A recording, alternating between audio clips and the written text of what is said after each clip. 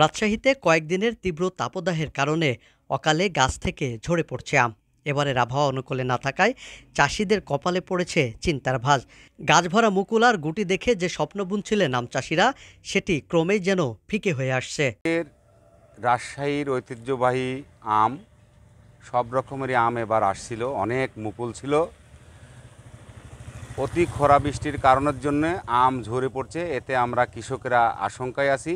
এবার আমের প্রচুর আম ধরছিল, এই খরানিতে আমের এই যে বোটা লুসি হয়ে যায়, পোচানি ধরে পড়ে যাচ্ছে, আম প্রচুর ক্ষতি হয়ে যাচ্ছে। তো এবার এরকম যদি আম ক্ষতি হয়ে যায়, ধরেন আমের লাভ হবে না, পড়ে যায় শেষ আগের খরাই।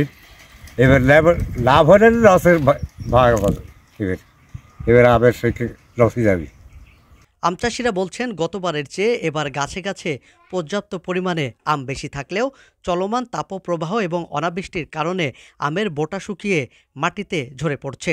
শত চেষ্টা করেও আমের ঝরে পড়া রোধ করতে পারছেন না আম চাষিরা, আর এ কারণে লাভের পরিবর্তে লোকসানের সম্ভাবনায় বেশি দেখছেন তারা। এবছর আমাদের এই এলাকায় আমের মুকুল থেকে প্রচুর পরিমাণ আমের আশা করছিলাম, তবে এখন খরার কারণে আমের পরিচর্যা করার সত্ত্বেও, পানি দেওয়ার সত্ত্বেও খরার কারণে আমগুলো ঝরে যাচ্ছে, যার কারণে মনে হচ্ছে সামনে আমাদের লাভের যে আশঙ্কা ছিল তার তুলনায় লোকসানের আশঙ্কাটা বেশি হবে।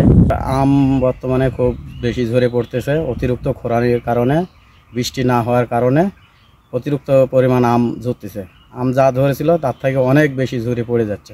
আমি এবার মনে হয় লস হতে পারে। আম উৎপাদনে যে লক্ষ্যমাত্রা নির্ধারণ করেছিল কৃষি বিভাগ, কিন্তু বর্তমান আবহাওয়ার কারণে সেই লক্ষ্যমাত্রা অনেকটাই অনিশ্চিত হয়ে পড়েছে। আমের ঝরে পড়া রোধে চাষিদের বিভিন্ন পরামর্শ দেওয়া হচ্ছে বলেও জানালেন এই কৃষি কর্মকর্তা। সাম্প্রতিক সময়ে যে প্রচণ্ড রোদ তাপদাহ, তাতে আসলে আম যেটা ঝরছে সেটা প্রাকৃতিকভাবেই ঝরছে।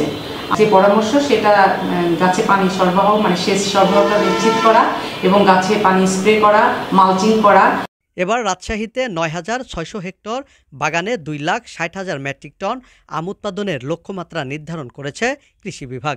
রায়হান ইসলাম, এটিএন মাল্টিমিডিয়া, রাজশাহী।